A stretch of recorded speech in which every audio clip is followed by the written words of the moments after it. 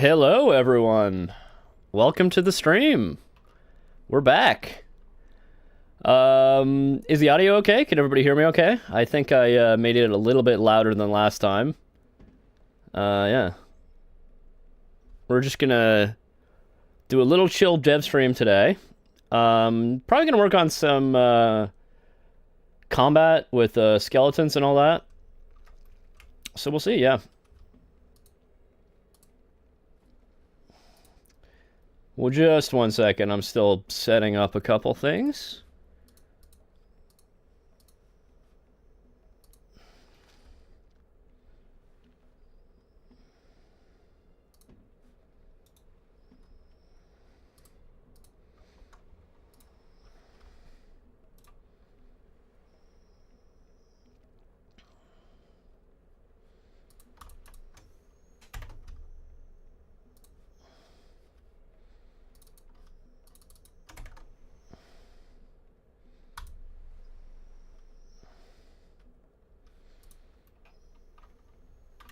All right.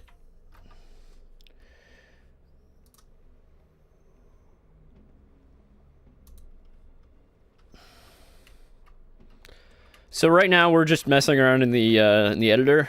Well, the editor slash the game. It's kind of the same thing. But we got our hero, Luigi, here. Let's go. Yeah. Hello. Yeah, let's get into this combat and show off sort of what we need to do. Alright, so let's... One second. Get into... turn off free camera mode. So now we can control Luigi. Turn the HUD back on. There we go. We just discovered the beach. Let's pick up our little guy here. And we're immediately going to get into combat. This guy's going to be pretty easy to deal with. Because he's just a pretty basic guy and we're on flat ground. Alright, let's pick up our thing. Let's go off and see if we can find a more challenging encounter where we can show off some of the issues that exist with the combat system that we can seek to fix today.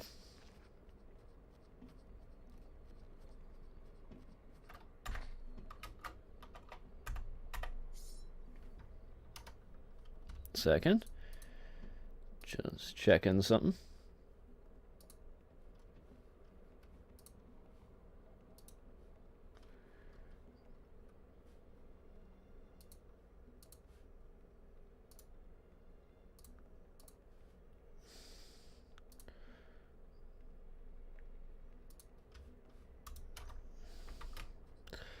So I think we do have chat on screen today. We'll find out once somebody posts something.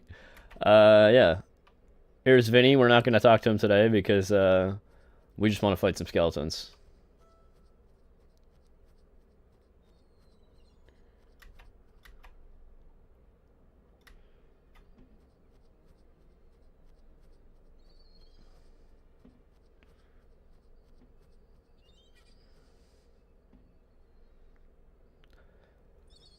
Oh, hi, Firefly. Hi, Adina. Nice to see you here. Thanks for dropping in. Oh, it's Ollie on Adina's phone. Okay.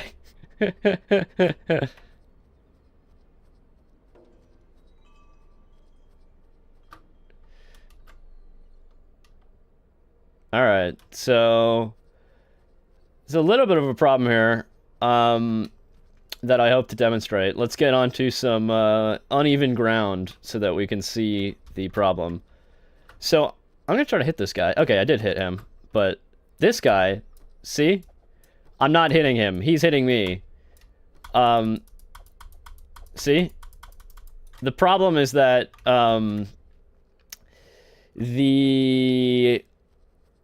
you lock onto somebody, the attack still goes straight, right?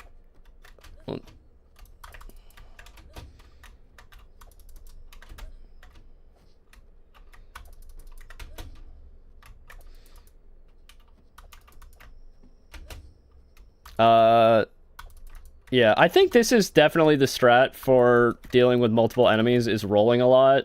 You can get... We can stun this guy. But yeah, so... Basically, the problem is that when we hit, the attack goes basically straight forward. And if anyone is low to the ground, and we'll probably be able to see this with the crocodiles, so I'll go see the crocodiles. They're over here.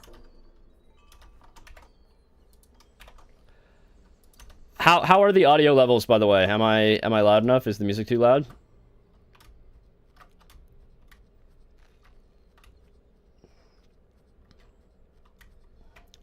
All right. Here's a guy. All right. So, sometimes it's very hard to hit this guy because, see, he's too short. So you have to be like really up against him in order to hit him. It's okay. Thanks, Firefly. All right, we killed him.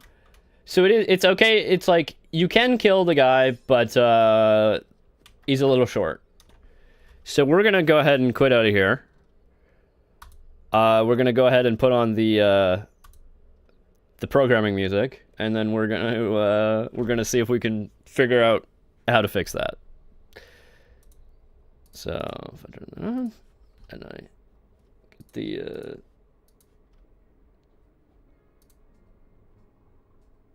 cool.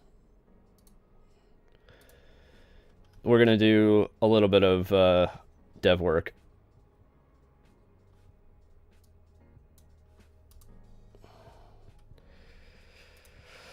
Okay, so the code for this is going to be in the character class, I believe. Character.cpp.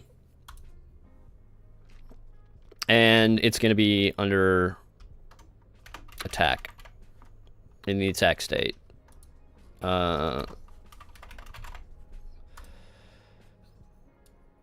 The character controller itself is quite a messy file. It's over almost 3,000 lines of code in this file, but this is where we want to be, I believe, in the attack state. So I think the first thing we want to do is visualize the attack volume, like visualize the area, the hitbox, basically. So this is if we're using a gun, so we don't really care about that. And this is if we're not using a gun. So we have this add damage volume function. That's in damageable.cpp. Do we include... I'm just going to include the renderer file in here so we can... or is it render.h? Yeah.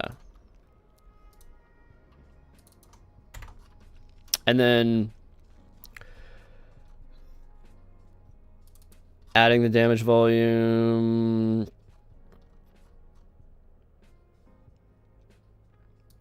Okay, so we're gonna make it so that attacker, 1 second.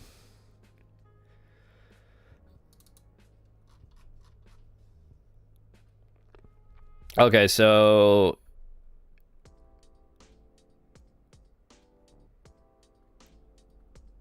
it's a sphere. Yeah, it's a sphere, but it's a convex cast. So this is, we're gonna put it in this branch here.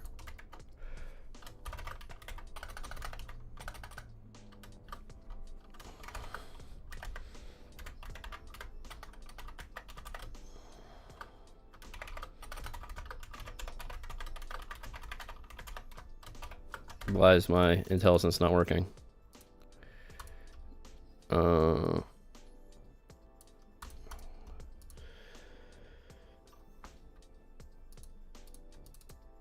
Active render add. Why are you not working? Just a second.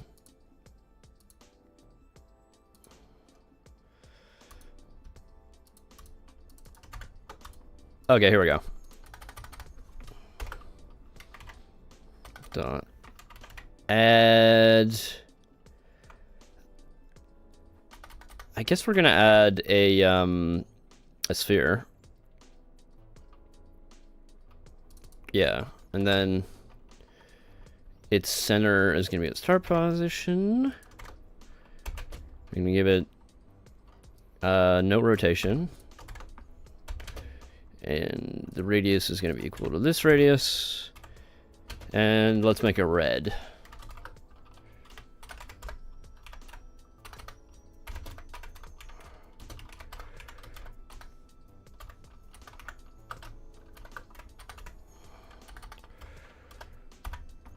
And then we're gonna add a second sphere at the endpoint.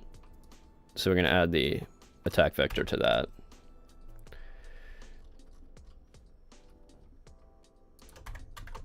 All right. So if we run that, now when we attack, we should show what the attack shape looks like.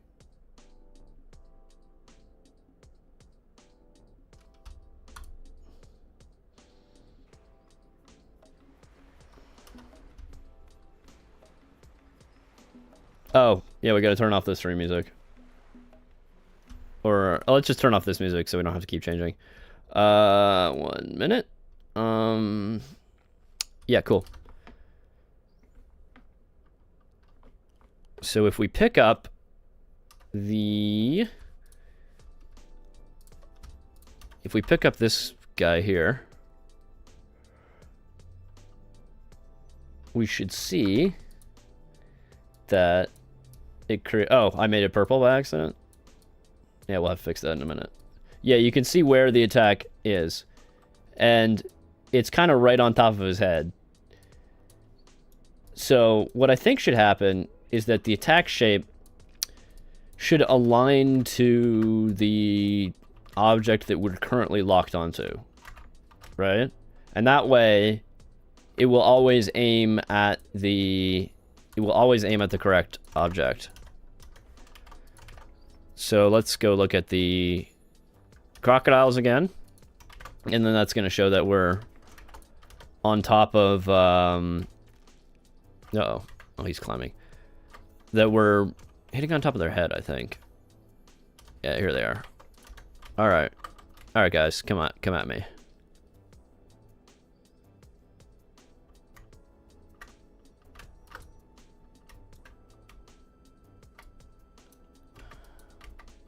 But if we come from this side, yeah, it's a little, yeah, it's a little weird. All right, so what I'm gonna go ahead and do is look in the character where it shows add damage volume here, where we calculate the attack vector. Basically, the attack vector is using the current player's direction. And so we need to adjust that to make it face towards the lock-on, basically. So what we can do is we can add attack vector. Oh, we already have an attack vector. This is forward. We can call it forward direction, and that's equal to the current player's forward direction.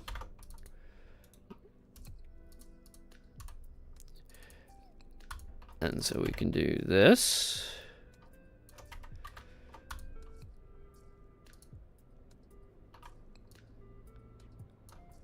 And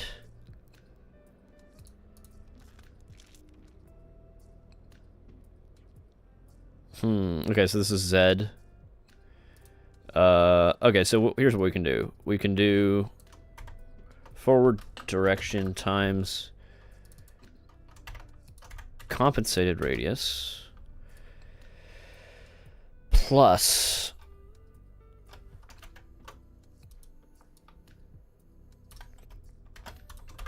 plus just the Z direction. Sorry, the Y direction, which is straight down here. So yeah, that will hopefully work. So now we can add another branch for if we're locked on. So if locked on, all right, if we're locked on, we can add, so Ollie was asking gators or crocs. I thought gators were crocodilia of the Americas. Common misconception. There are both crocodiles and alligators in the Americas. Alligators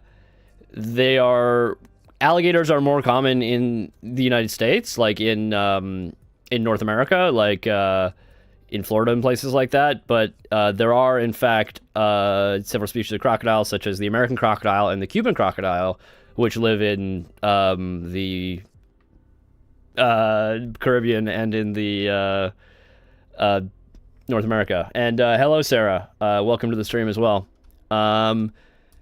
Sarah, we're working on the combat today. We're gonna try to fix the problem where you can't hit guys who are too low, right? Yeah. So if we're locked on, the forward dir is going to be equal to, we want to get the vector from, actually, I think we do this in the, we literally do, yeah, okay. We're going to use the desired orientation forward direction instead of the actual orientation. And what that should do is rotate based on where our target is. So let's see.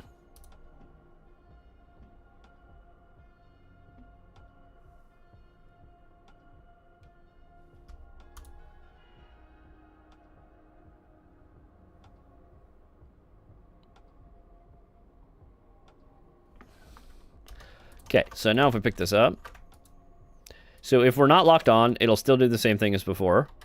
But if we are locked on, this guy is, pointed downwards. Yeah, okay, so it's kind of hard to see, but now it's like pointed directly into the ground, so it's hitting him. And we can try it with the crocodile, and hopefully that will work a little bit better. Wait, where are we? Sorry.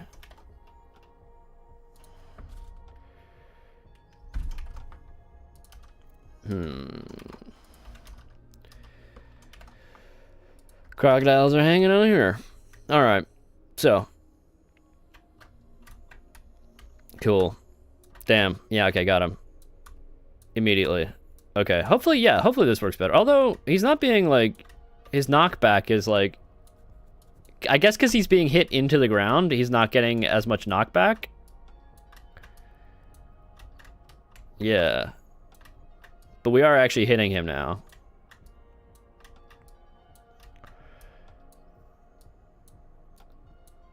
Yeah.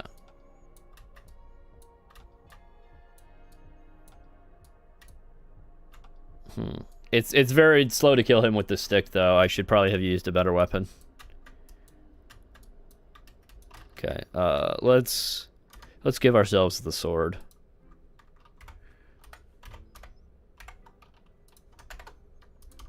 Alright, let's do this with the sword.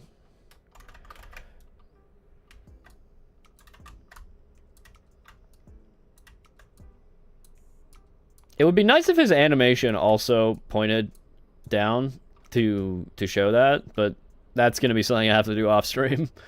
That's going to take a little bit more work. Cool, so let's try fighting the skeletons again. Maybe it'll be easier to hit. Just with the, Oh yeah, also I can grab the... where is it? There's another sword somewhere. Not here. Where is the Kriegsmesser? Oh, it's up here. Let's get the Kriegsmesser. It's just kind of sitting on this rock. I need to find a better place to put it. Yeah. Is the size of the croc accurately to scale? More or less. I did it based on a picture, and then I did some like Wikipedia research to find out like on average how big they are. So like yeah, it's more or less correct. The species specifically is the Cuban crocodile. That's the one I went off. Which are a little bit smaller than your average crocodile. Yeah.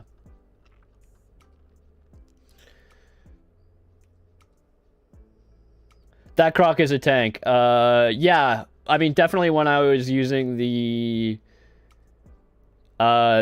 stick, it was not doing a lot of damage. But also, it makes sense that crocs are kind of tank. Like, that is an animal you do not want to tangle with, right?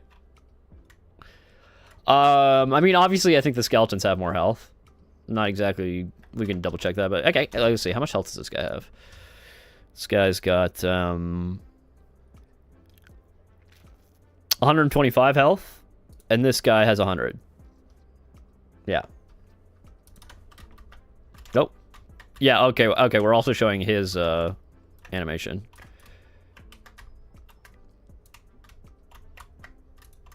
Yeah. Okay, so that's actually also interesting. It tilts up as well, not just down. So I think that actually gives them a little... That actually makes the knockback go a little bit further, which is interesting, because it's more parallel to the ground. If they were healthy, maybe they wouldn't be a skeleton. Yes, that's true. Whoops. Oh, uh-oh. I'm getting owned here. I forgot to roll. That's my main that's the strat. You gotta roll, because that messes with their targeting.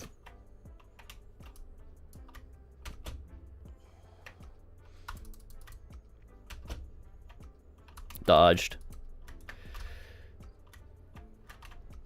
Yeah. Alright, cool. Yeah, I think that actually helped a lot. I don't know. It's kind of hard to say.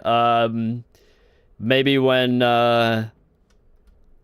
playtesters get hands on the build that I'll get some feedback onto whether or not this is better. But I feel like this is better. I feel like this is an improvement. But we will have to look at the knockback for the crocs, because we definitely want the crocs to be knocked back horizontally.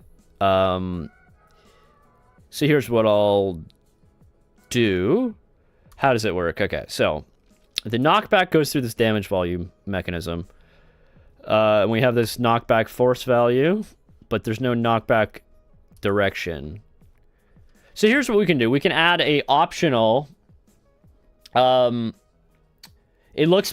says, it looks much better to me. I could barely kill anything unless we were exactly at the same height.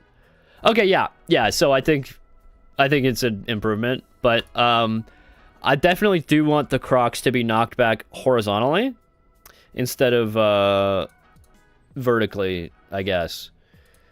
Sorry, yeah, because they're being knocked directly into the ground. So what I'll do is I'll add sort of an optional parameter for this damage volume, which is like a knockback direction. Yeah. And if it's 0 or whatever, then like it, if its length is 0, then I guess it won't do anything.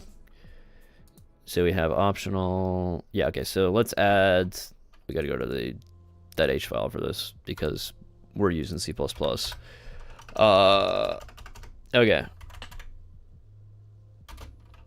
Vec3. Optional... knockback direction. Equals 1 point... Equal 0, I guess. We'll make it 0. And if it's 0, then we will do nothing. We will ignore it completely. Alright. Yes, I know there's an error, but we're gonna fix that in just a second. There we go.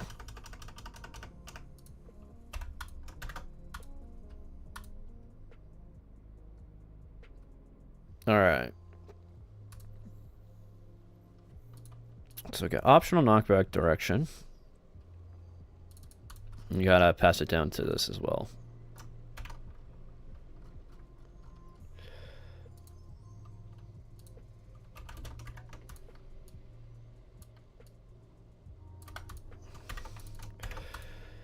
Alright,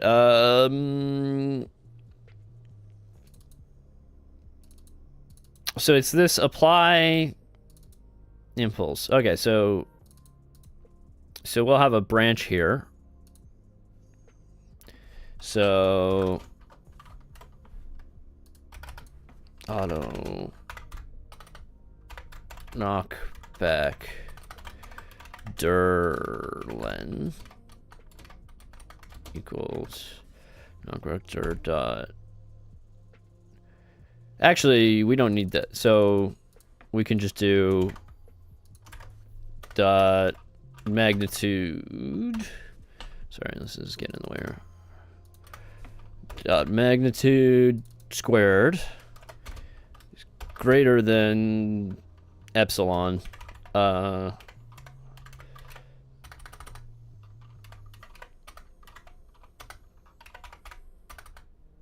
Yeah. I realize there are some extremely super smart people in chat, but for those of you who aren't aware, epsilon is needed here because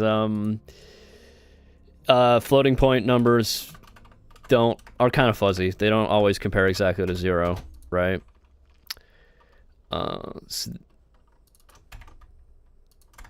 Times knockback force.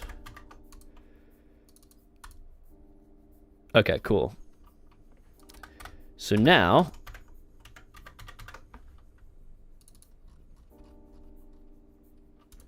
yeah, we gotta add the optional knockback direction to these.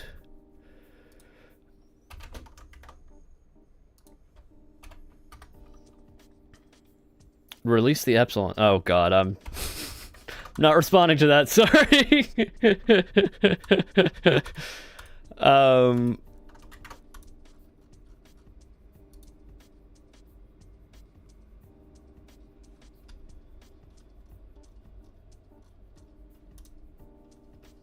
All right, and there's one more place. I just gotta make sure because this function is used by the scripting language, so I gotta make sure adding that extra parameter didn't break anything. And I don't think it did because I think we set the default. So now what I'm gonna do in the character is make it so that the okay, wait 1 second. Okay, so I'm going to change this slightly. Tag direction equals locked on question mark. Desired orientation or forward direction, yeah, or transform. And then, okay, so actually this is going to be set to here.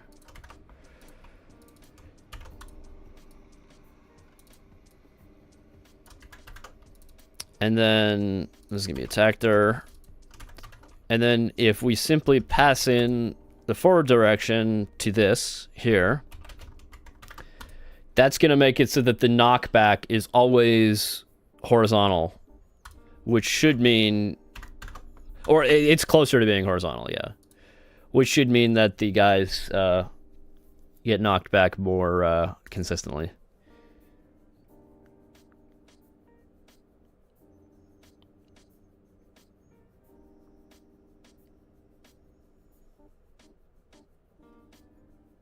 If I made a syntax error somewhere. Oh, semicolon, where it wasn't supposed to be. Alright. What do you mean? Redefinite. Oh, I see. Yeah, you can't do that. Alright.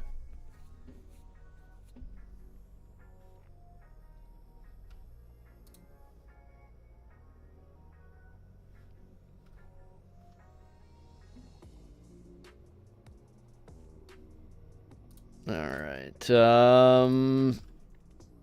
Yeah. So, let's go hit the crocodile and see if he gets knocked back in the correct direction. And let's get the sword. There's a sword right here.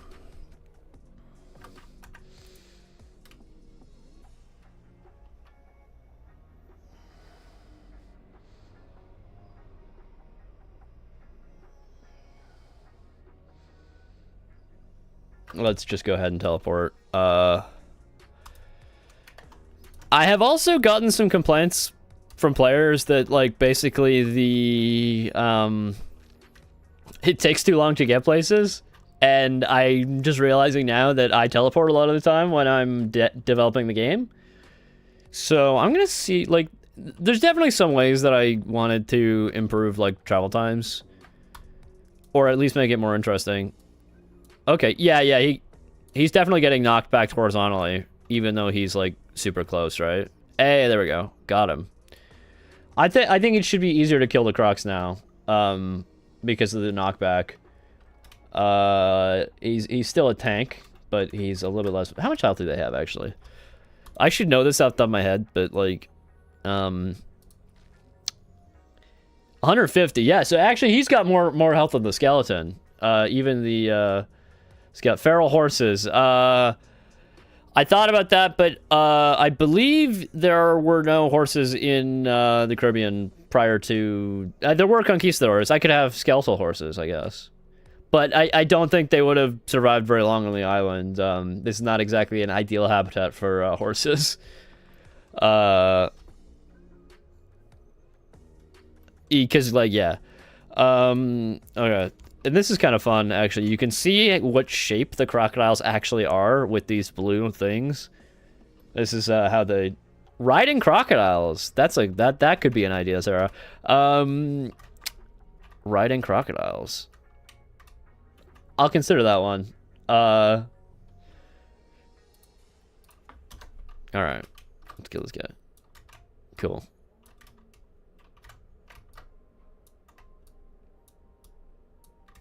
Alright. Okay, cool. Now, skeleton horse, yeah. Yeah, I could do a skeleton horse. That's a possibility. To match the skeletal conquistadors. Give a little bit more variation. Because, you know, conquistadors, if you've ever played Age of Empires 2, you would know that they were often riding horses. That's kind of their main Spanish unit there. Yeah. All right, so before we forget, let's get rid of the debug draw here. I'm just gonna comment it out because actually let's do the very slightly cleaner way of commenting something out. If def use debug draw, and then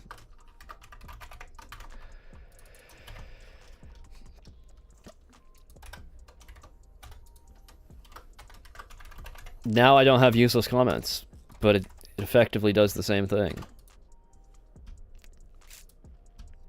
All right.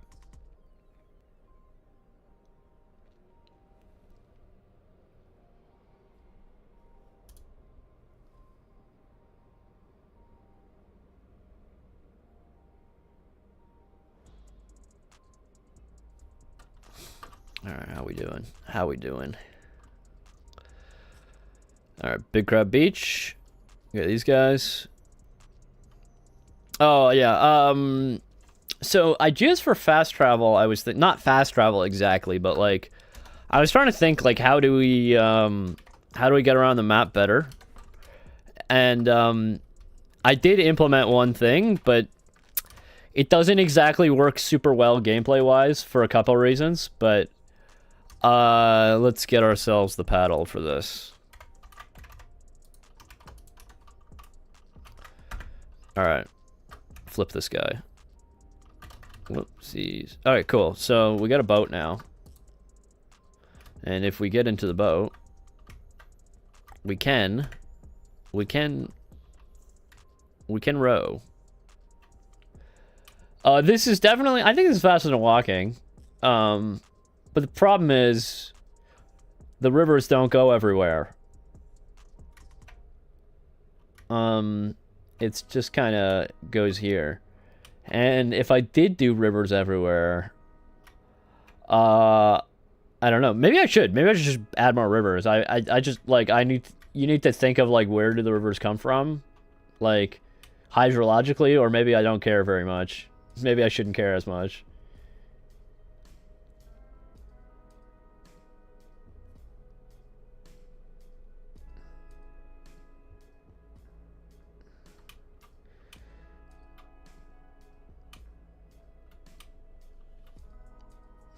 Just chilling, just doing a little paddle here. Let's see some seagulls up there somewhere. Magic carpet would work too. Yeah, I guess. If you wanna, I mean, I guess there's magic already.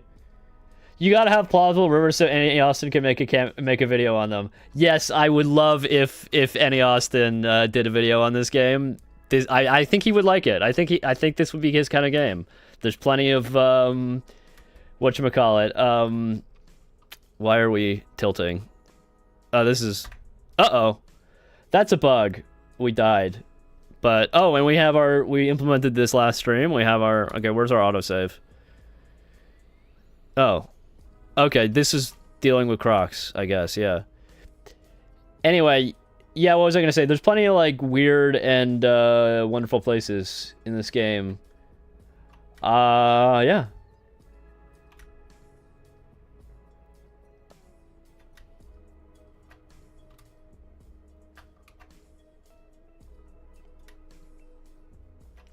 Alright, let's see. What do we want to do next? Why don't I quit out of this? And then we can start... Because I think, Sarah, you were asking last stream about sort of placing objects and also just, like, working on building up the world. So why don't we just sort of pick an area and, like, you know, spruce it up a little bit, you know? Make it a little nicer looking. So let's get into the editor and start editing. And I'm gonna go ahead and turn off the stream music again. And then we're gonna turn on the game music.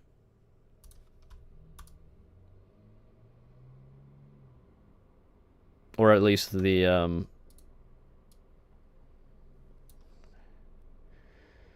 yes, borrow them. Yeah. 1 second. Are we in game capture?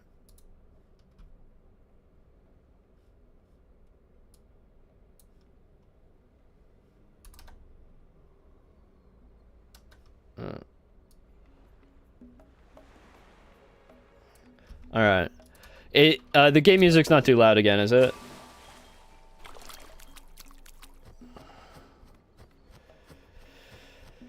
All right. Let's try not to aggro the crabs because we're supposed to be editing. All right, let's go to an area where there's, like, not a lot going on. So this is kind of the area we did yesterday. We added these shrubs.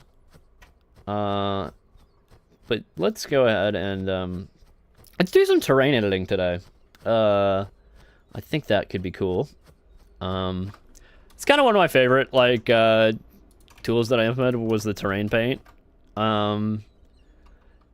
Yeah, like, super flat grass texture here. You know, we just got to make it look more interesting.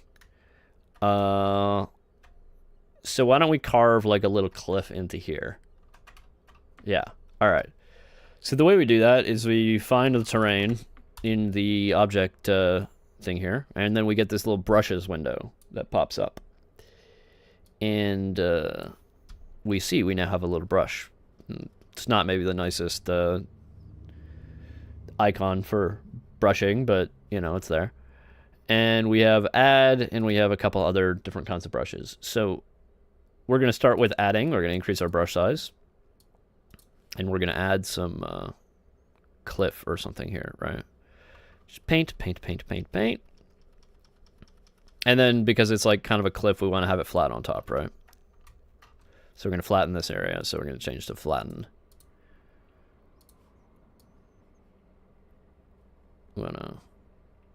Yeah.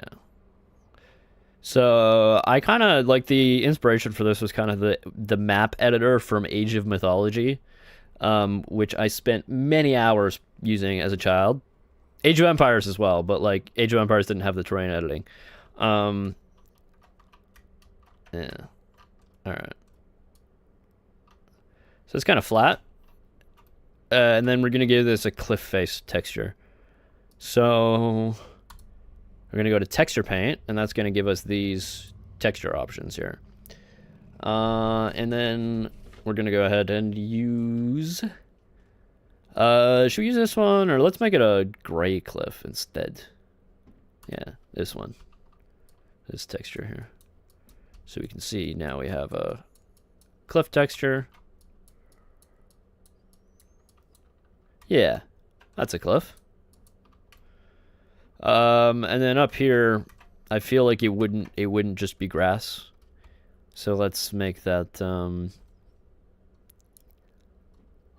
this thing. Kind of like dirty thing with some shrubs in it. Let's like make that over here. Let's add a little bit of that.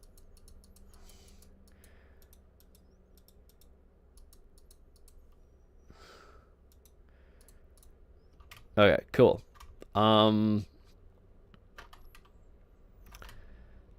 Yeah, there's a little bit of lotting that you can see happening. That's just because it's morphing the terrain to maximize the geometric detail. And then let's flatten this more. This should be more of a plateau, I guess. So let's go back to our flatten brush here. Actually, we need to subtract first. So we can make it like at a lower level. Wait, yeah, I guess it could be like some terraced cliffs. We could do that. Okay. Flatten. Make the strength up and also increase the radius.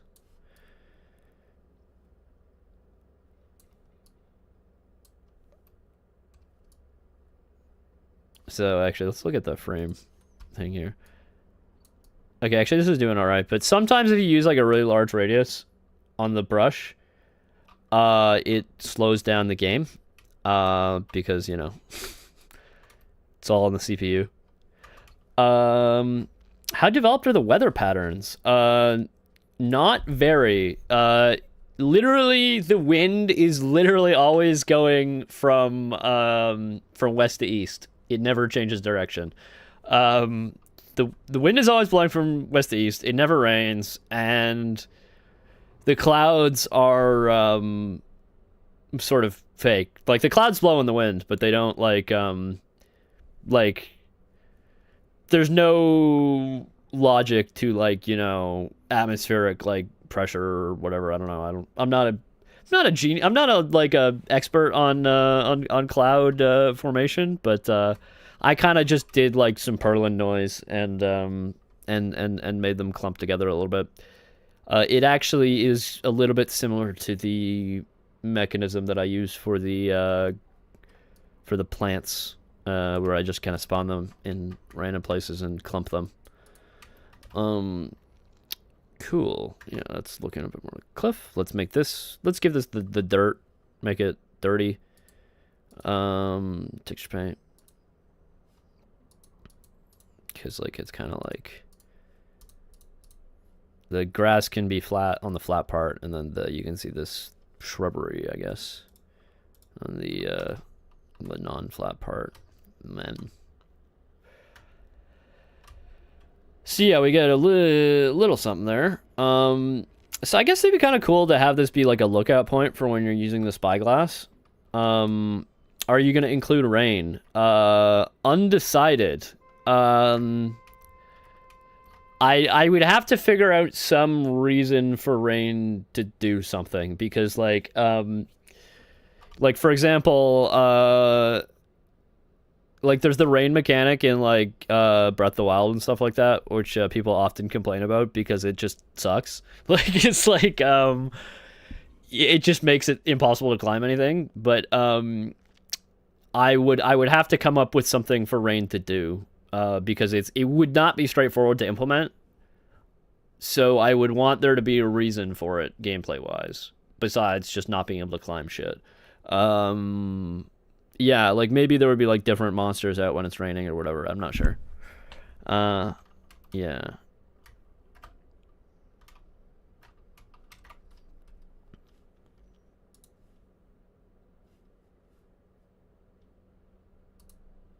All right. And okay, so let's save this. Give it a minute. All right, then let's start adding some. Let's start adding some nice things around here, like some rocks and stuff. Rock. Give it a rock. Yeah.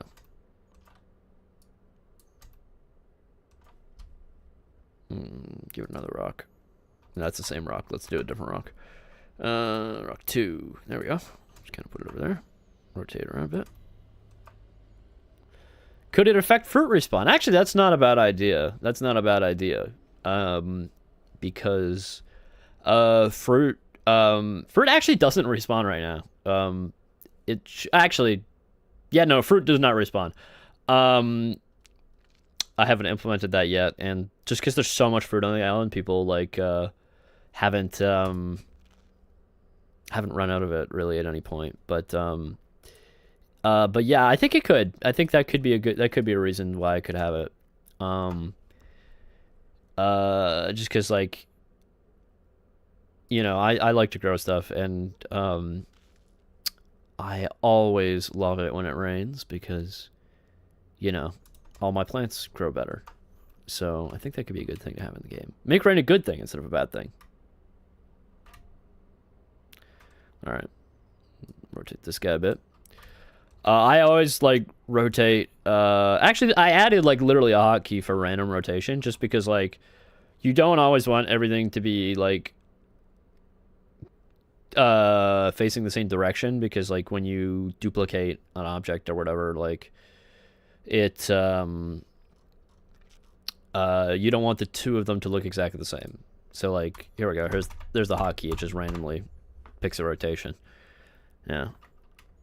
That's the Cyathea arborea, a beautiful large fern. Yeah.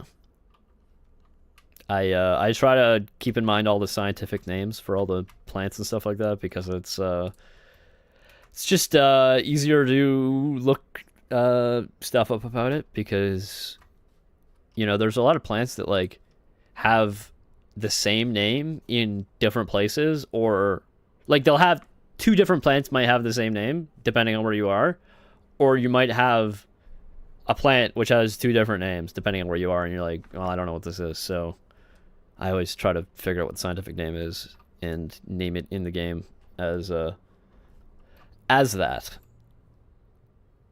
Okay, cool.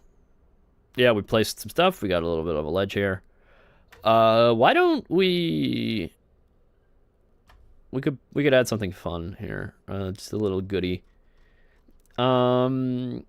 Let's give them a hardtack barrel. So, you know, somebody left some shit here. Oh, little seagull. Is there capsaicin annum? I don't know which cultivar annum is. There is capsaicin, though. There is chili peppers on the island. There's habaneros. Yeah.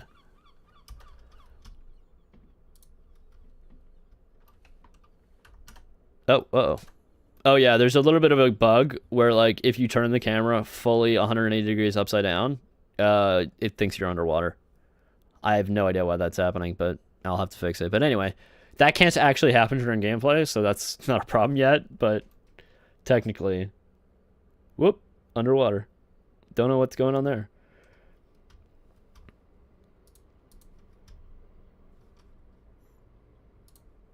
All right, cool. Let's check out our little area from the gameplay camera. Oh yeah, and actually this is a good place to look out from because then you can see the little island over there. Uh-oh, I just fell off that ledge. Cool. Wait, maybe somebody made a little camp here or something like that, I'm not sure.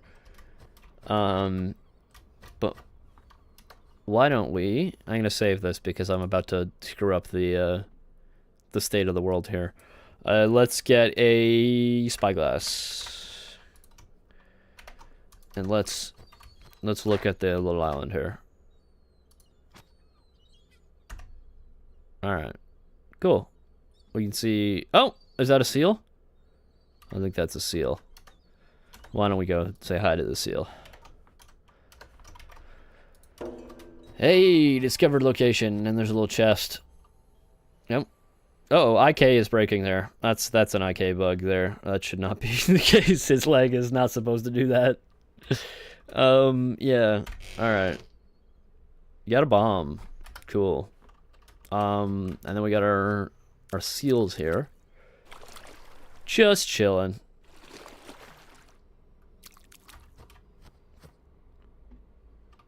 Just chilling. Nice. We got some palms here, blowing the wind. But we gotta exit out of the game because we completely broke the game state by picking up the spyglass. Yeah, like I mentioned last stream, if you can edit while playing the game, but anything you do while playing the game affects the saved game state. So it's best to just if you pick up something to restart the game and then edit again, because it's just because you'll break the game world and you'll accidentally like move enemies and things like that. So yeah. All right.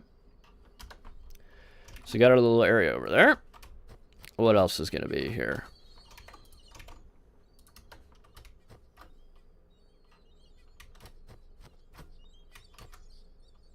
Yeah, blowing in the wind. I guess there should be like a path to here. So, oh, there's Yusuf over there. Yeah, actually, we should make it so that there's sort of a good angle that you can see Yusuf from with the spyglass.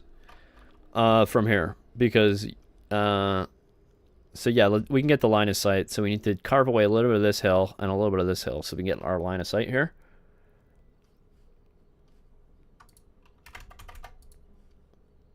I've been told that that's very important for open world games. Line of sight. I think that's correct, because like you got to be able to like look at things from far away, right? You got to be able to see where you're going. So let's cut a little bit of this away. Let's flatten it. Increase the rate there. And then I want to carve a little bit of that away.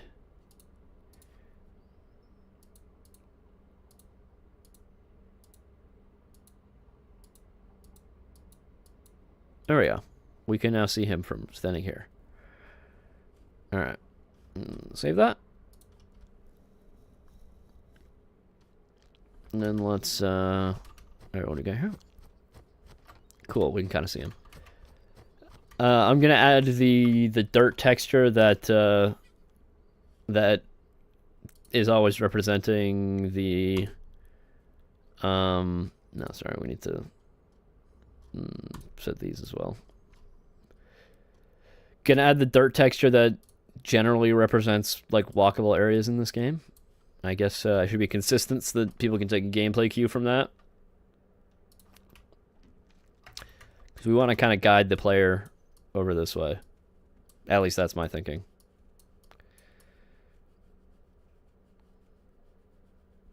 And if they see this dirt, chances are they've learned that that means you should go this way.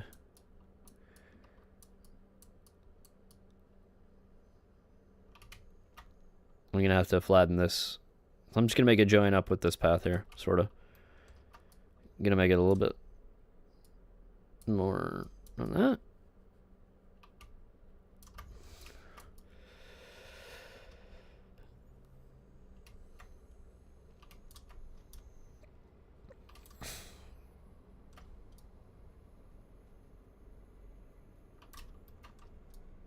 Yeah, and then once they get here, they should hopefully be able to see Yusuf in his camp.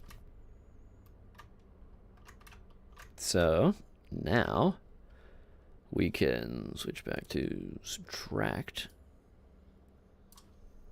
carve away a little bit of this.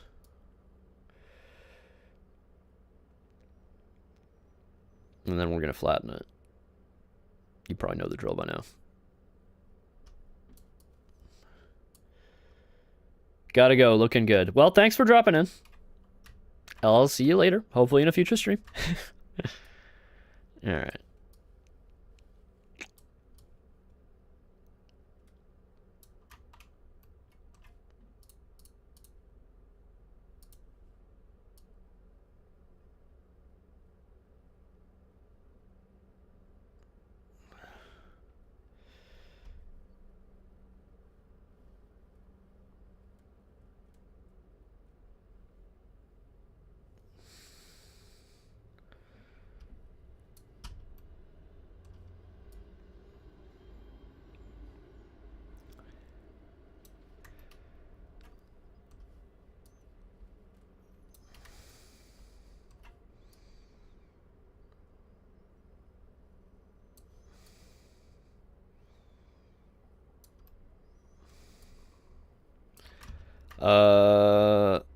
I feel like we need the music back to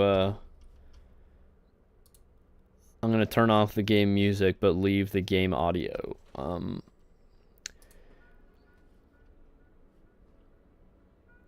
Yeah. We gotta have the brain rot music because we otherwise you know, people's attention spans will be lost, I think.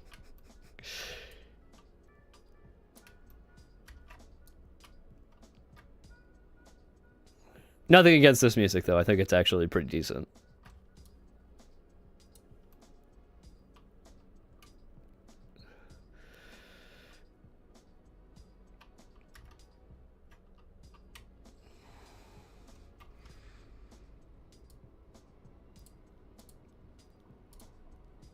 Alright, let's get back to use this one here. Oh, painting. Yeah, so I kind of figured like this is what the side of a cliff, not a cliff, but like the side of, you know, some dirt should look like. The grass should be on the top, and then the side should be like kind of more some roots and some greenery and things like that, but not grass. Yeah, I think that looks okay. Alright. It looks good. Looking good. Alright.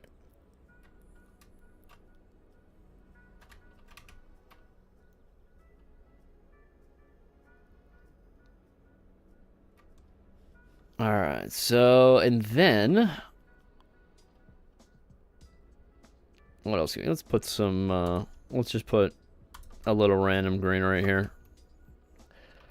So I don't manually place all of the greenery, but sometimes it's nice if you want to, like, it's really good to place sort of greenery at the edges of things. Like, you could use the procedural tools for that, but, like, I just like to cover over like gaps and stuff like that. Like if you see where the rock hits the geometry, like hits the rock hits the terrain, there's like a flat edge there.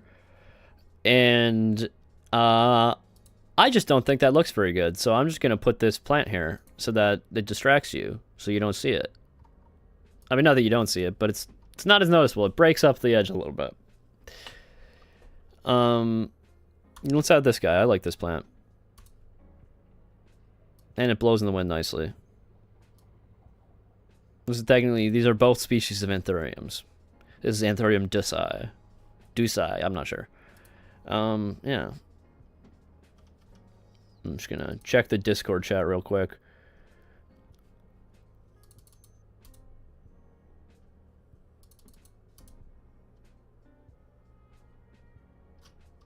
Yeah, alright. Okay, so. We got... That looks good. I like how it looks from afar. I think it's looking good. I think this top area should be flatter.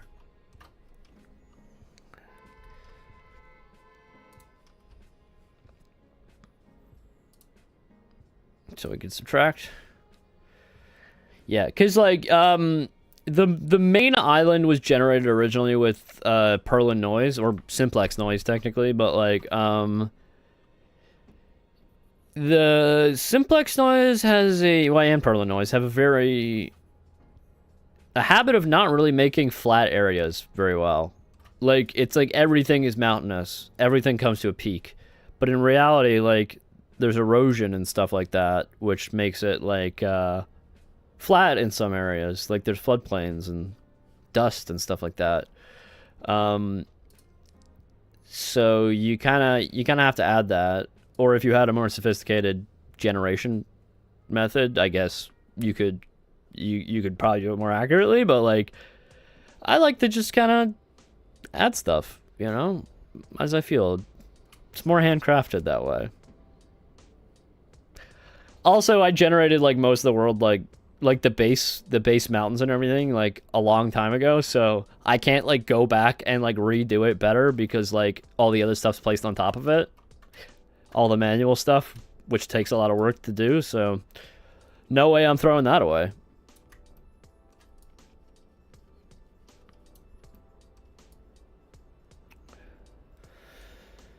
Artisanally crafted terrain. Exactly. That's the sales pitch. I should add that to the Steam features list. Oh yeah, by the way, I should probably say this because I gotta market myself. In the description for this live stream, there is a link to the Steam for this game. If you have not wishlisted the game yet, you're gonna do your friend Jake a real solid if you go ahead and click the Steam link in the description for this video, and wishlist it. That would be fantastic. And while you're at it, subscribe to the YouTube channel. Subscribe to the YouTube channel, like the stream, that kind of stuff. Yeah. Back to terrain work.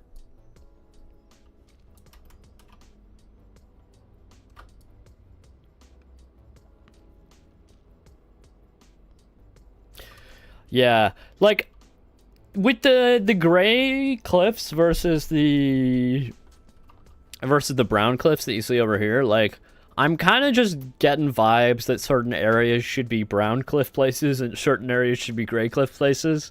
I don't know the geological theory behind that, but I kind of think like, you know, there are different. I did a little bit of research. Like there are different rock types in different places, obviously, and in the Caribbean, they do seem to have all types of different kinds of rocks. So a lot of volcanic rock, because it's obviously islands, you know.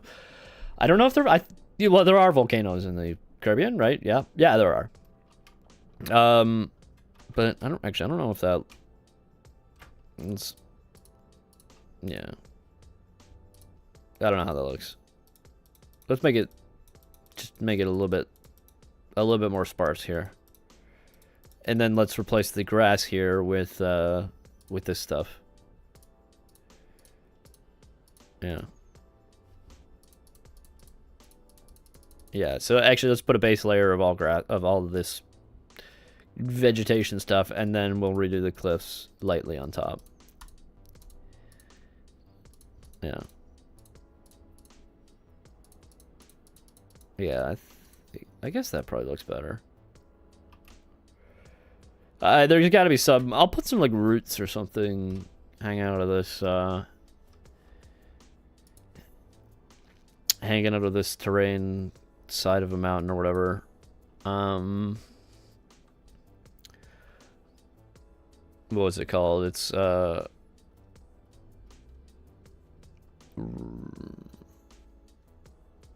vine.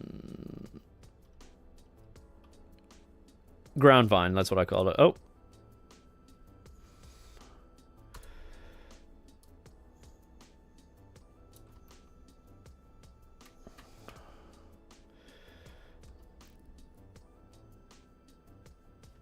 One second, I think I accidentally duplicated an object. Yes, I did.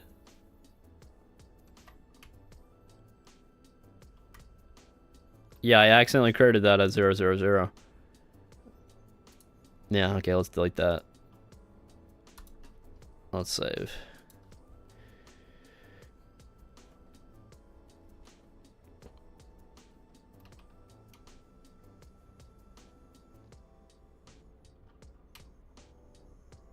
Okay, sorry, let's back to the ground vine.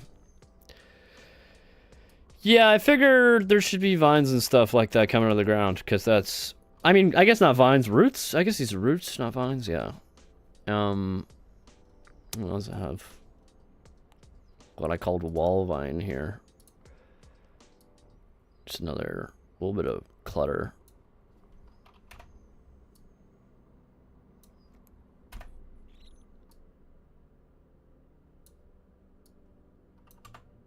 Sorry. Yeah.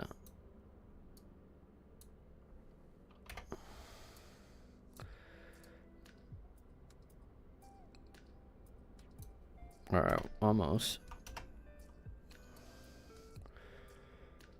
There we go. That'll do. I don't know if that looks any good. What do we got? Oh, the occlusion culling is broken. Let me fix that. Because when you modify the terrain, I need to click rebuild occluders basically to fix the occlusion culling. It breaks the occlusion culling data because the shape of everything changed, so all the occluders are different, and so I need to run an extra step, which I could probably do like automatically when you lift up the paintbrush. I should probably do that. But yeah, we rebuilt the occluders, now we can see everything.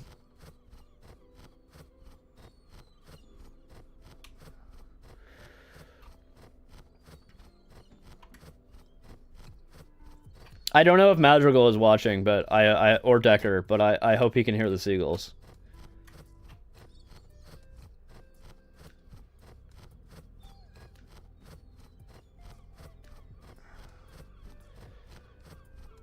Alright, we can check out the Chill Pirate Camp here.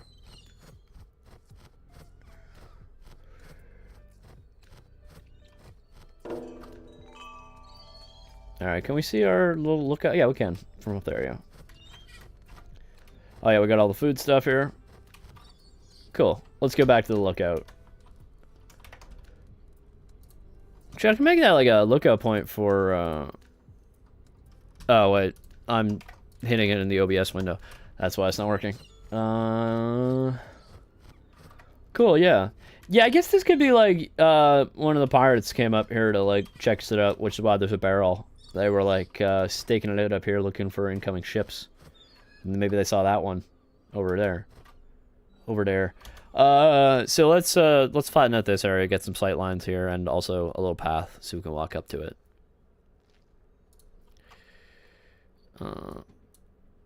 So yeah, here we go. We gotta switch back to our...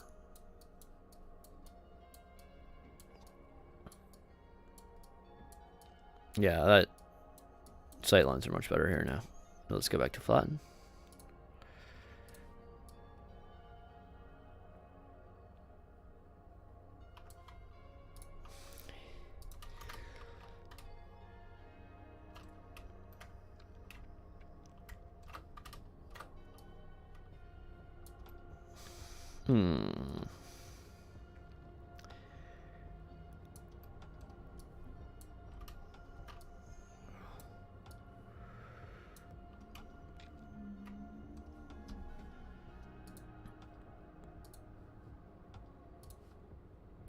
Add a little bit of dirt.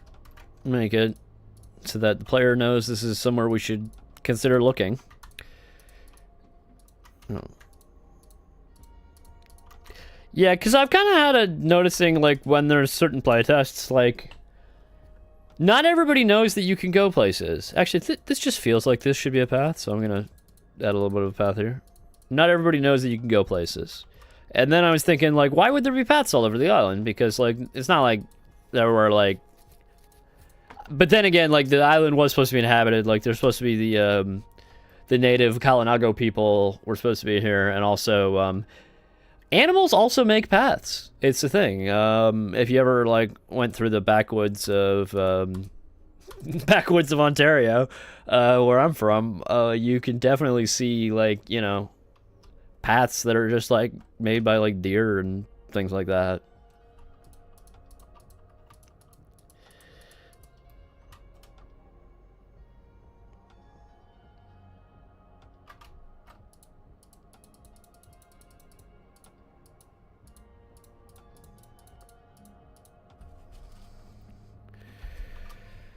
Alright.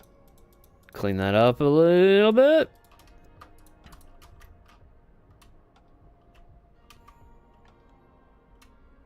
I think it looks nice. I think it looks like a little place.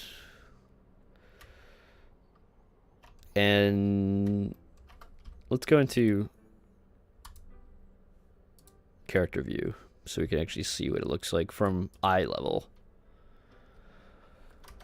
Alright.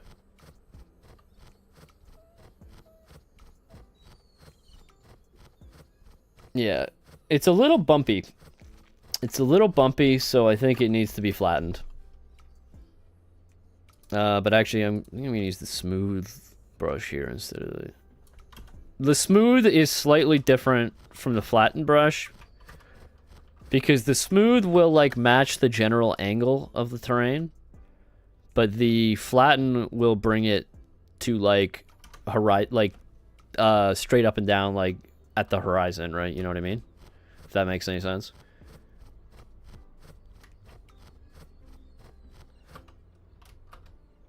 It's less that I don't know that you can go places and more that I'm not sure where there is to find if I do go places. It's not always easy to see landmarks or interesting things in the distance. Okay, yes. I think that's true. This is... I've thought... There was one sort of thing that I added recently that I thought to try to get something interesting, just like, because I think, like, basically if you're somewhere, like, you should be able to see different places you can go from that place, right? Landmarks, like Sarah said. And so if you're standing here, what I added just the other day, it was that waterfall over there. Hopefully that's a thing. And then, so I'm going to try to add more places like that. Because everybody's got to be here, hopefully, because Vinny's here. So you need to talk to Vinny. So you will have gone through this little area, hopefully. So if you go this way, you can see the waterfall. And you can... And that... The idea is that I want people to go that way because Yusuf is over there. I mean, I also want people to go this way because Carmen's over there. But, like, so if we can still see the waterfall, we can still see the waterfall, and then it's going to be hidden by the castle, right? So now the castle, it's fine. I do want people to go to the castle, so that's fine. So they'll go to the castle, and then they'll go up here, hopefully. But now, if we keep walking, we will be able to see the waterfall again.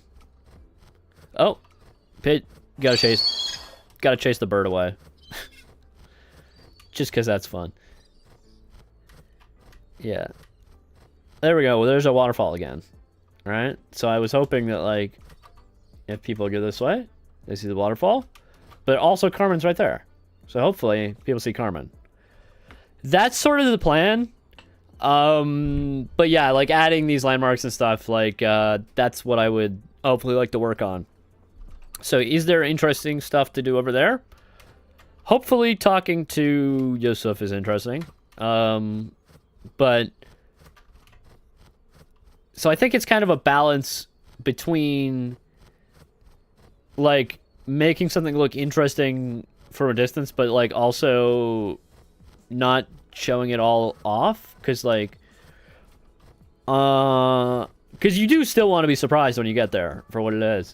So one place I think I do want to put a landmark is sort of up here somewhere, because I do want people to go through this pass. Because there's something very interesting over here. So I guess I want to draw people to this exact spot. And I'm not exactly sure what I want to put here yet. Because if we go this way, you might find that, there's a guy in a hole. What's this guy doing in a hole? Well, you have to play the game and find out. Or if you're on the Discord, I might have mentioned what's going on with that hole.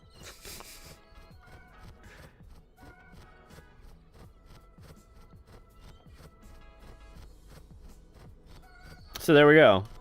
What are we gonna put here? Okay. I'm gonna restart this just because it's night. It's nighttime, so I want to do the editing during the day. So let's do that.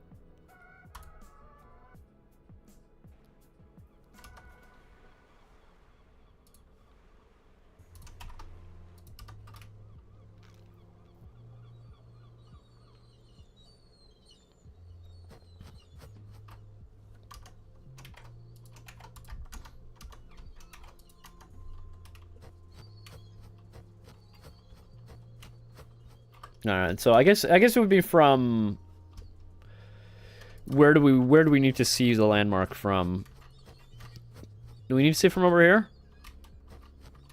I would say like let's make something that we can see from when we're next to Carmen. Okay. So, we're over here with Carmen. There's not really a lot of good indication that we can go over there. I mean, there's indication that we can go over there. It's not a good indication as to that there's something worth going there for.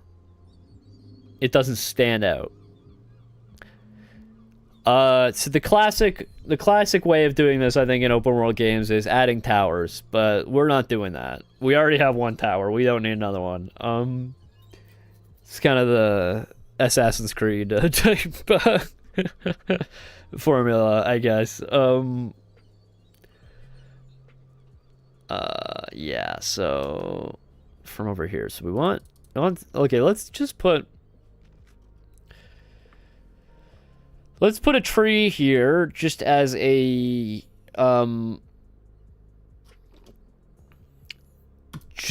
marker to say that that's the place we need to be at, right? So that we remember that that's where we're putting something.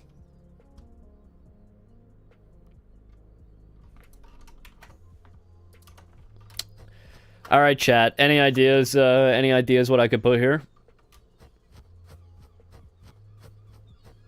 I'm just gonna start flattening it out to make space for something.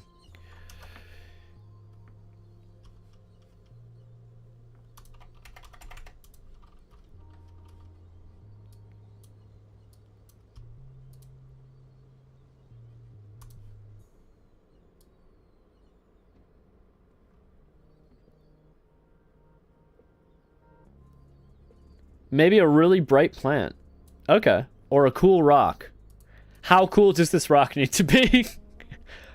I guess we could do a cool rock.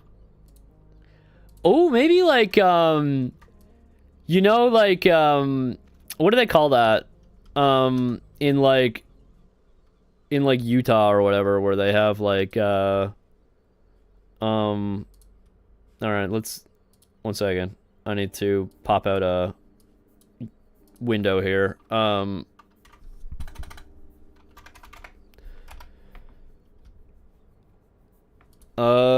Utah rock. What do they call that?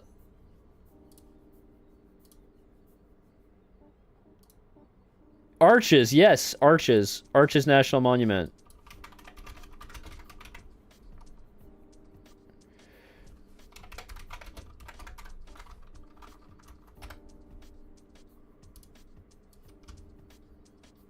Yeah. That's a cool enough rock. Wait, actually, let's turn off the this kind of thing.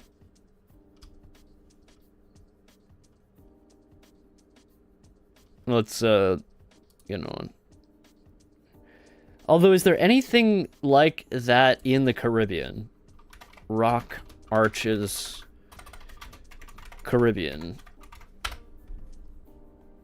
Oh. Anguilla Arch. What we got here?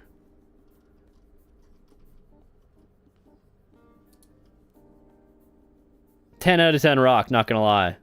I agree. Ooh, this is in Trinidad. So if you don't know, A Short Odyssey, while it's not set in Trinidad, or Tobago, it's more Tobago, but like the inspiration for the island is Tobago, basically, like for the look of it, even though it's not like necessarily 100% accurate. St. Lucia as well. Okay, so there's definitely rock arches, although they tend to be in the sea. Oh, where's this? Pedra Furada. That's in Brazil, isn't it? Yeah, I mean that's a 10 out of 10 rock. I think that's a 10 out of 10 rock, not gonna lie. Actually, this is a cool archaeological site if you're familiar with the thing. Familiar with the place. Anyway. Yeah, we could make a stone arch. Why don't we exit the game? Because we're gonna open up Blender and we're gonna start making an arch. I'm gonna move this to here so that we can look at. All right.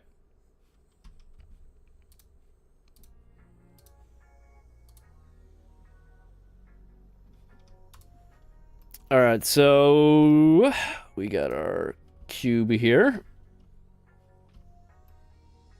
Let's just go straight to modeling. Yes, Firefly, it's a Blender stream now. Oh yeah, disclaimer. Everything I say is my own opinion about Blender and not my employer's. Yeah.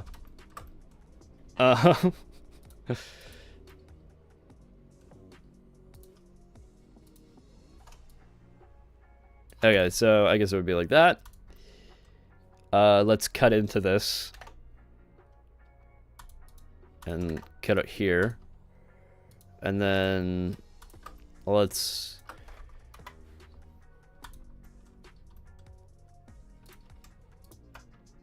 fill in these faces.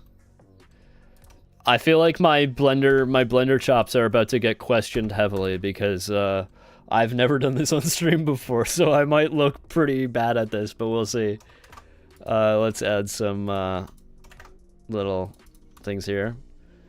I'm gonna go ahead and add these as references in Blender. Just give me 10 seconds to let's get Pedro Ferrata as well.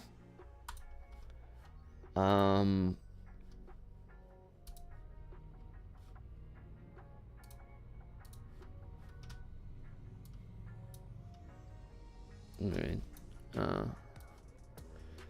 Images can only be... Okay, yeah. Alright, then we got this guy.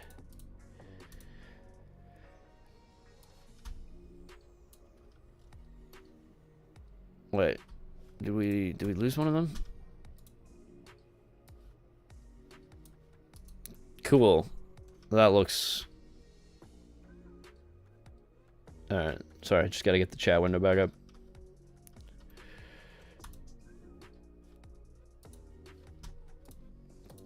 Let's move these so I can see what I'm doing.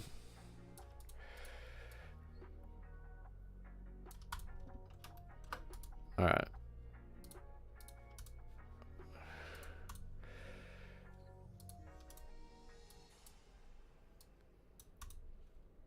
Cool, cool.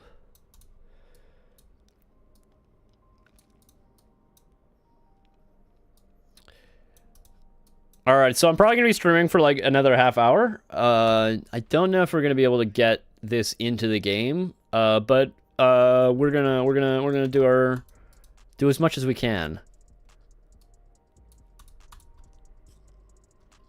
Let's I'm gonna go ahead and add the material here. Let's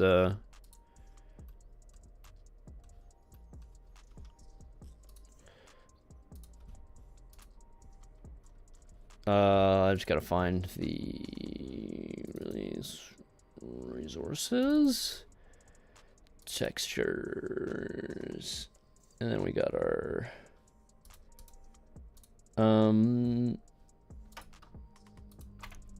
cliffs, yeah.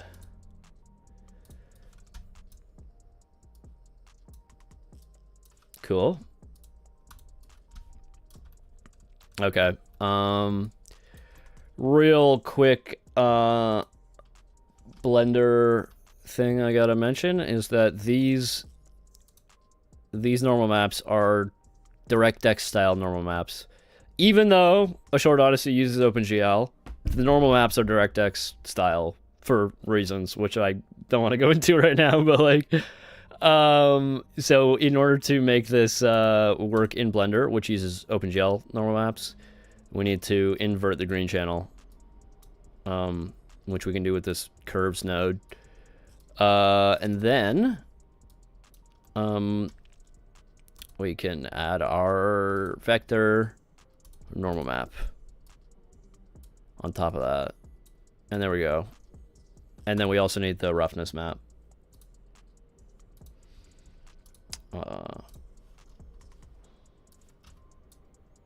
And that needs to be linear, non-color.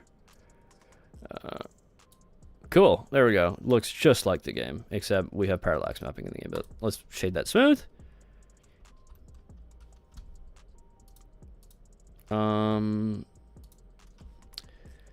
Cool. So these actually look like they're formed through different processes. So these are clearly formed by water. So I feel like there should be an arch in the water at some point, but we can get to that later. Definitely we need...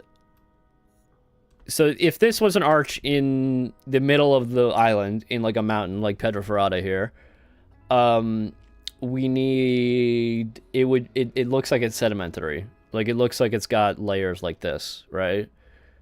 And I guess that would be formed by, like, wind and dust? Or maybe there was water there at some point in history? I don't know. But it would kind of have, like...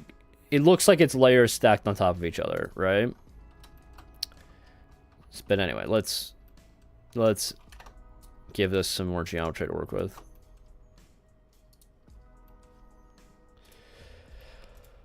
Sometimes I like to work in shaded. Just because, I don't know, like, kind of fun. I'm gonna have to UV unwrap this afterwards, but, since we're not gonna put this directly into, we're not directly gonna put it in the game, so I'm just gonna put a sub-D modifier on it, just to make it easier to work with. At the end of the day, we're gonna bake it down so that we're not gonna have the, extra geometry. But just for looking at the way it wait, that's not the right yes. Extrude manifold. I know, it's just regular extrude, I think, yeah. Cool.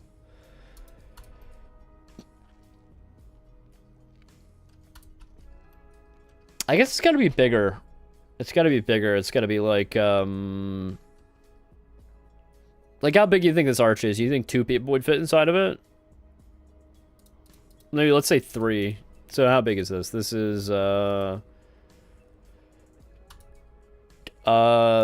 meter to 2.75 meter tall.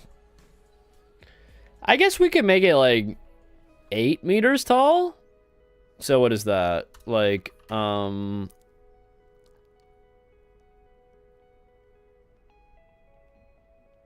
cool, there. So, I mean, probably not that big. Like, let's say 6.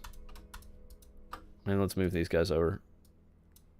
Let's move this guy more towards, let's apply his, location. Change the center. Whoops. So these are going to be into the ground, so I'm going to go ahead and delete these bottom faces here. Just because it's less to worry about. Don't have to deal with their topology. And this guy goes right into the ground now. Cool.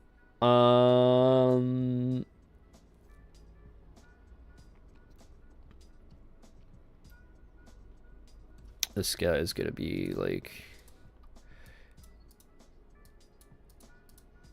It's got to be like a little bit more irregular. Like none of these arches are actually perfect. Wait, what happened there? I gotta go back to... let's put this on. Okay, cool. Yeah. None of these arches are perfect in reality. They're like a little bit wobbly. You can see the one here in Brazil.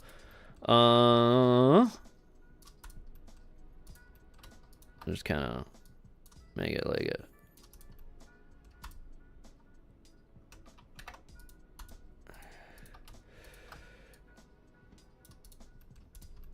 I like that. That's looking all right.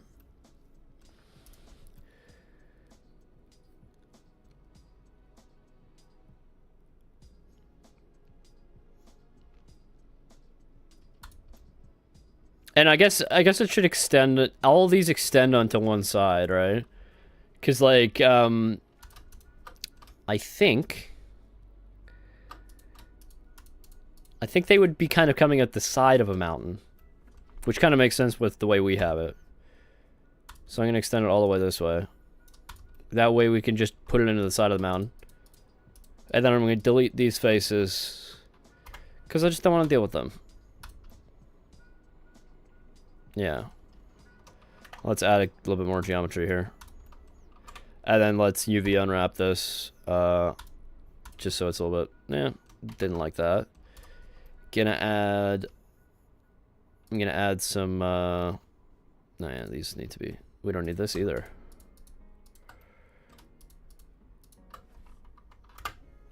We don't need these. Cool.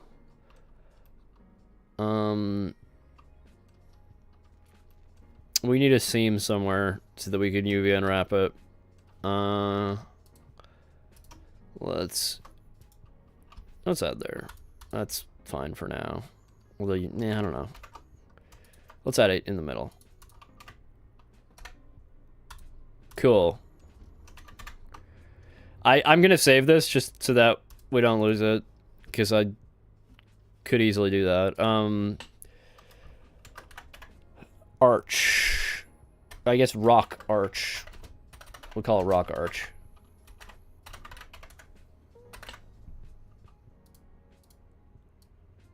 Arch.blend. Cool. Saved.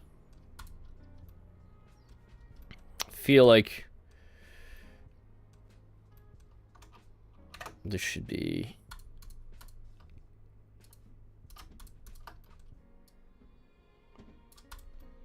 I don't know, maybe we can get it in the game. We can get... let's try to get this in the game today. And then we can... It'll give us a better idea of what it's supposed to look like. But it definitely is not going to be... It's not going to be this nice on top. It's definitely going to be a little bit more weird and irregular.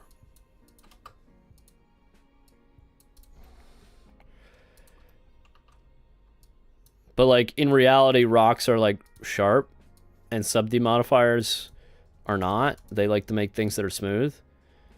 So, we will definitely... I'm definitely going to have to come back to this off-stream and make it, like, a little bit more defined, should I say. Let's, Could add a little bit of a crease, I guess. Wait. That could make it a little bit more. And then I'm going to go ahead and relax this. Yeah.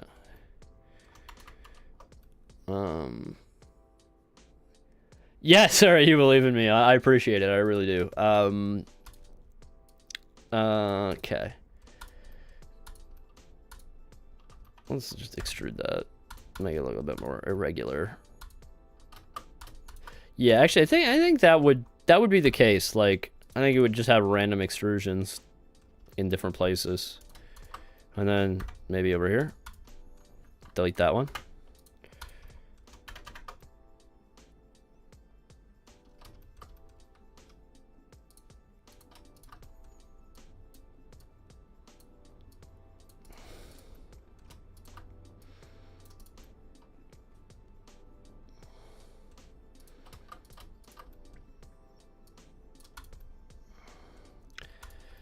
All right, why don't we save this out, and then we're gonna see what it looks like in game. So, and also, I guess bonus, you can see the import process for meshes, which is like pretty basic, but like, should we? Yeah, we definitely need to have the sub-D modifier for now, but we're gonna. Eventually, we're going to get rid of the sub-D modifier and bake down normals, but for now, let's just use the sub-D modifier. Because I don't believe in exporting sub-Ds. Where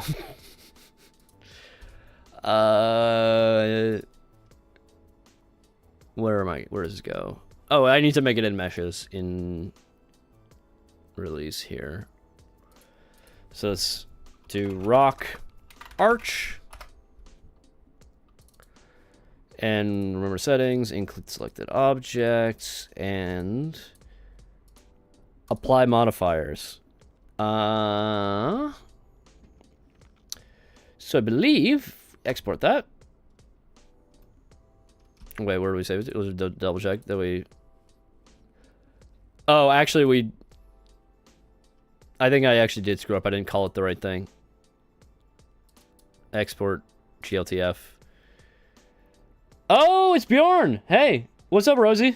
Rosie Game Studio? I think that's Bjorn. Welcome to the stream. We're doing a little bit of Blender right now. Yeah. Is that correct? Yeah, keep original. That was my mistake. I'm afraid it may have duplicated our textures, but we're gonna find out. Okay, so I'm just gonna check out the just digging around to make sure that I exported everything correctly. Meshes, rock arch. Okay, no, we're good. We can delete the GLB instead of the GLTF because that's... Yeah, it is Bjorn. Welcome. So now we're gonna open up the game engine. And then we're gonna get our little rock arch in there, hopefully.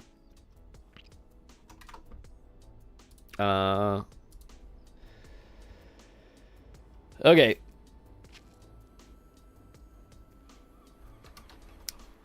So, if you recall, I marked the place that we wanted to put the arch with a tree, which is this tree here. So, and we need to be able to see the arch from far away, so we might need to cut into some terrain to make it. So, okay, so the way you add a object, if you have not created a prefab for it yet, is you go into the file browser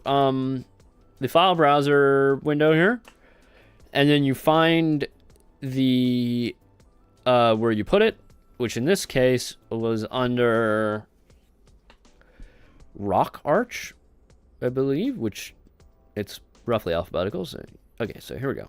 Create new entity with mesh. That's on the right click menu. And here we go. Here's our arch.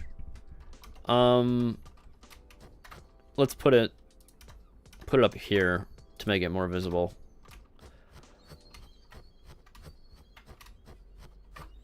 I'm just gonna go into show wireframe. Yeah. The distribution of topology is not ideal, but for now I think we'll just leave it like this, but I'll do a better job later. But I actually think the rock arch could be bigger. Like, I think... Okay, and then we're definitely going to need to add some stuff over here to make up for the...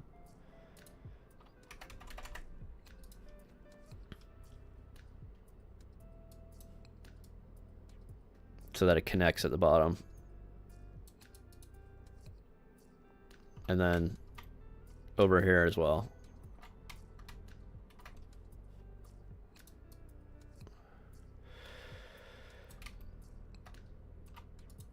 Cool. All right, so we can save that. Then we're gonna go back into the game camera. And then we're gonna go away and see how far we can see the arch from. And that'll tell us if we need to make it bigger. Oh, also, shit, I forgot to name the arch, but we can... I gotta... Wait, oh, or maybe I did. Okay, arch. Oh, thank God I implemented that feature. Yeah, so I made it so that if you create a mesh, it automatically names the entity to what the mesh was called, which is good, because before it just gave it a random, like, number, which is not ideal. But this is at least a little bit better. So I'm going to call this rock arch here. Now it shows up here as rock arch. And then I'm also going to give it a collider so that we can stand on it. Physics, collider, and then I'm going to go ahead and click shape from mesh, which is going to...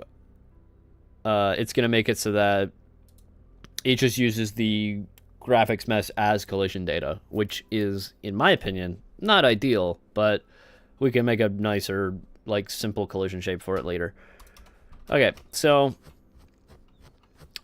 I think the arch looks okay, but let's think it needs... Oh shit, accidentally teleported to the wrong place. Whoopsies. Let's put it back up.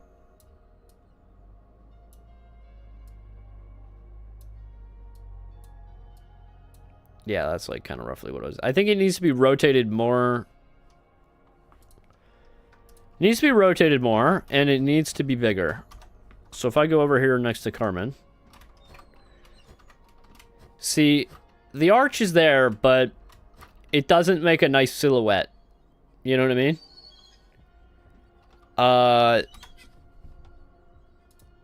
So we're going to go back into Blender.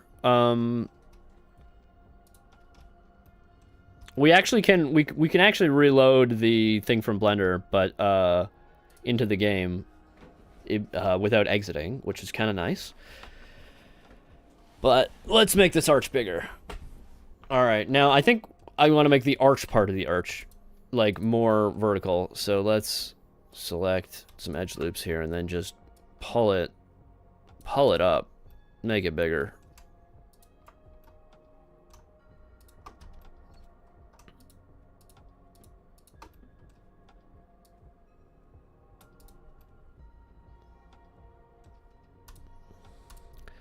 Make it wider too, in the inside.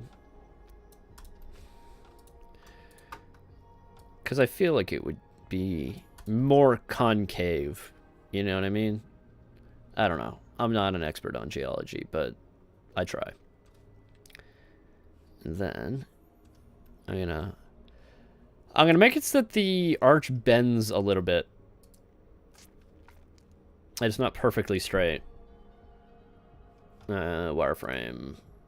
Do here.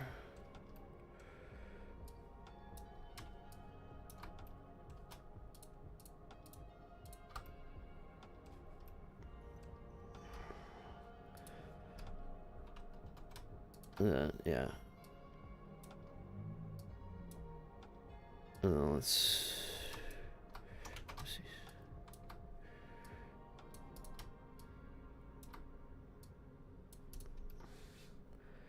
Okay, cool. And then we're gonna go ahead and export that. I'm also I'm just gonna make it a little bit bigger, just totally. Let's apply the scale, apply location.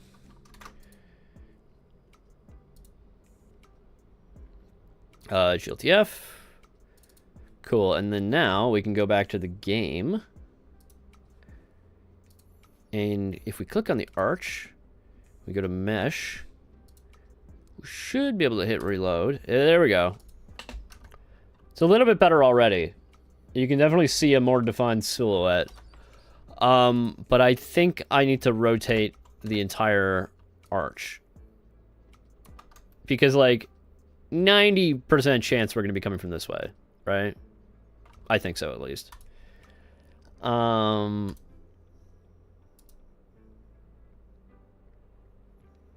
So I feel like the arch should actually be down here.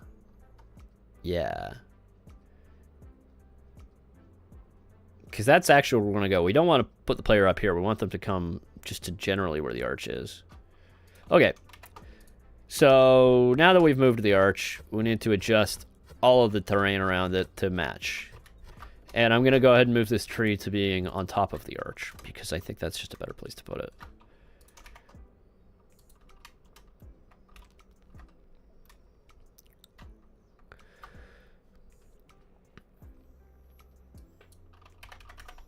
Might be cool to have like a mountain climbing side quest or something like that. I don't know. I'm liking the vibe here.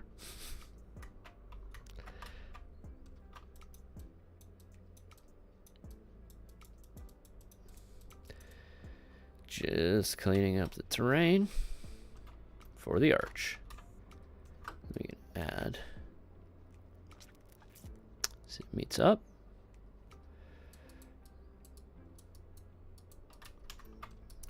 And you see this kind of seam here? There's line. This is, yeah, Jordan, you did the mountain climbing quest on the first playthrough. But you didn't get an achievement for it. Now I need to give you an achievement. Yeah.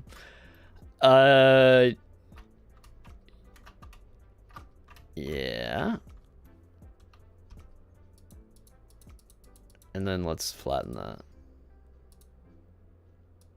Make the brush a little bit smaller.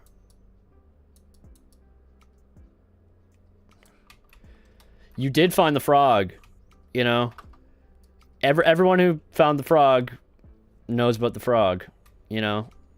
All the achievement you needed, yeah. Those are the real ones, the people who found the frog. The real GP legends.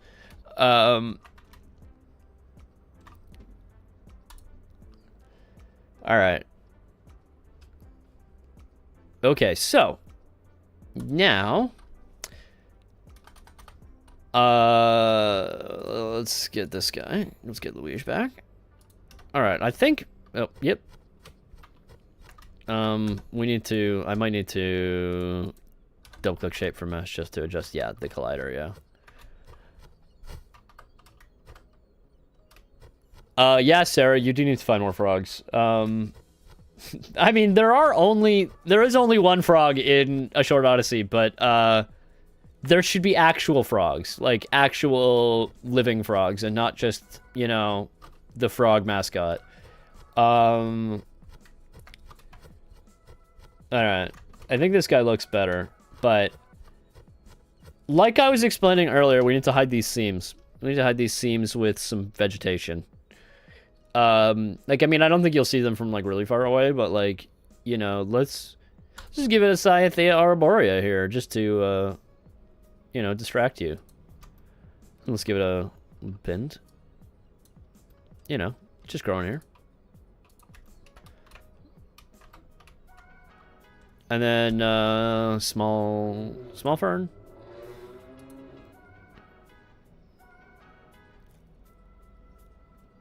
Large fern is somewhere. I really need to add the filter box to this browser here, because I have too many prefabs now. Now I need to be able to search for them. What else can we add?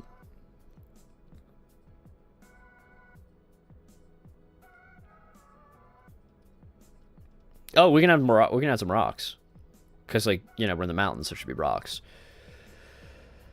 All right, rock 4.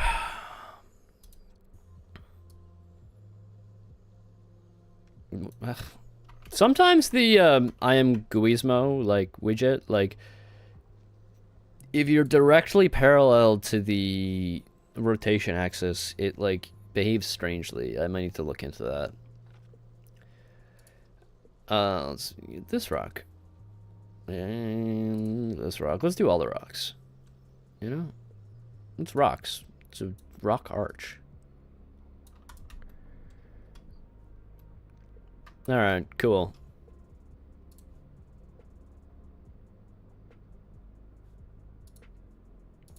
Let's go back to here, and let's go sit next to Carmen, and that will tell us if we have done gimbal lock. No, it's not.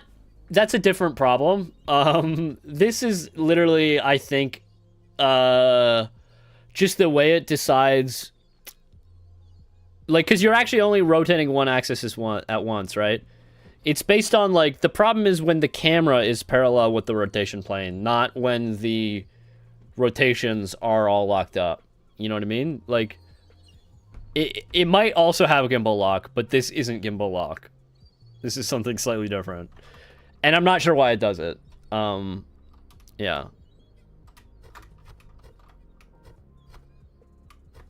Okay.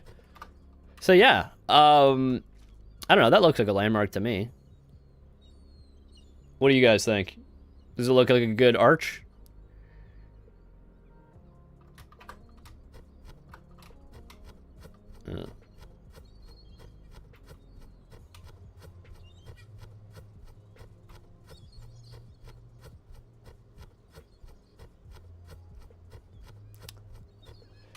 Cool, yeah.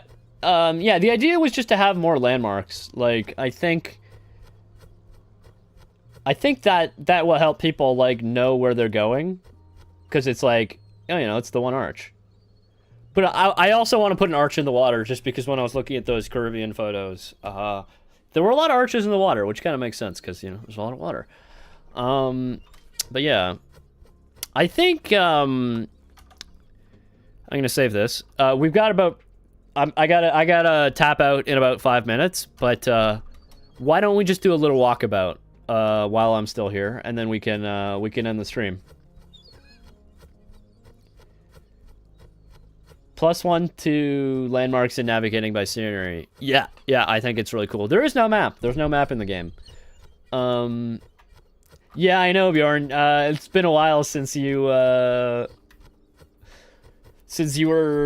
playing the game, I guess, but we went hard on the trees. The trees, like Decker got to me. Decker got to me. He bullied me, and now there's plenty of trees.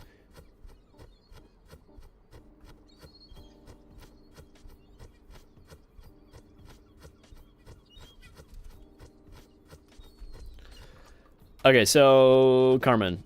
Why don't we take Carmen with us? She can follow us. All right. Hey, fancy another human here. I'm in Lost Crew. Who are you? Thank you, Bjorn. Carmen Batista. leader of Batista's band of brutal buccaneers. Was famous, kind of new on the piracy scene, hoping to get a big prize so people would take notice. Being stuck on this island doesn't exactly help in my reputation. Who's in your crew? Yusuf, Ramon, Pierre, the scoundrel. Also Connor the cook. Of course, finally, I can't forget about Jack. He's the ship's cat. Let me know if you see any of them. Okay, you know, I've seen your crew. Why don't you follow me? Okay, let's go. Now, why don't we navigate by the scenery to find Yusuf, who I know where he is already because I put him there. But actually, you can't see it because the sunset is in the way, but there's a waterfall over here.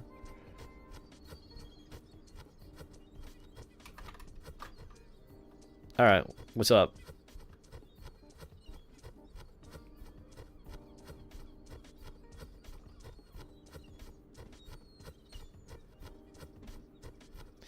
If you cook, you need to have a fishing minigame and cooking minigame. I have a cooking minigame. I have a cooking minigame. I'll show you the cooking minigame right now, actually. We're going towards it.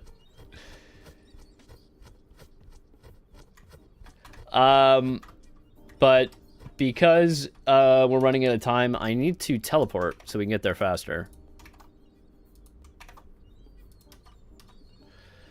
All right, Carmen, where you at? Come with me. We're gonna go cooking. We're gonna hang out with Yusuf. And, there you are.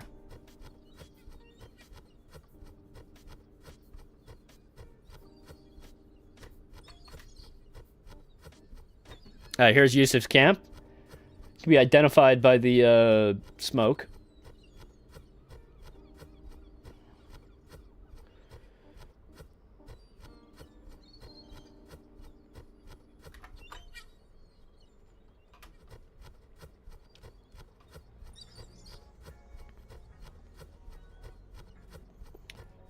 All right, now as soon as Carmen sees Yusuf, she's gonna be like, you know, she's gonna find him because she knows him. He's in the crew, right? He's in the crew.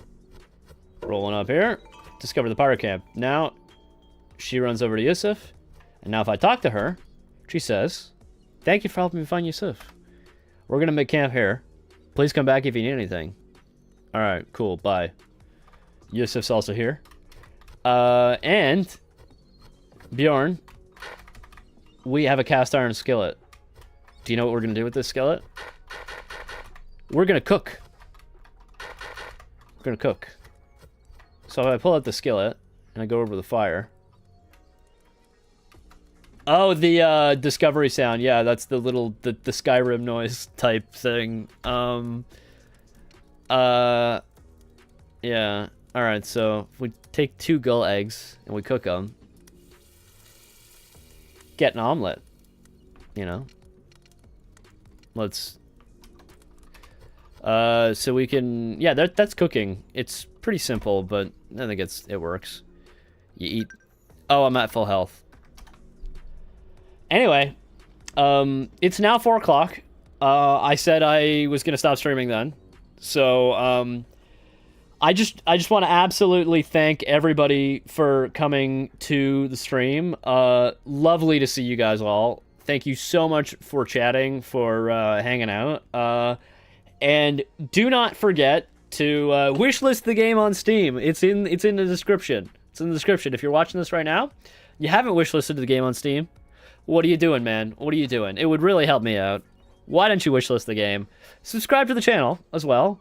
And hopefully I'll see you guys in the next stream. Love you all. Bye.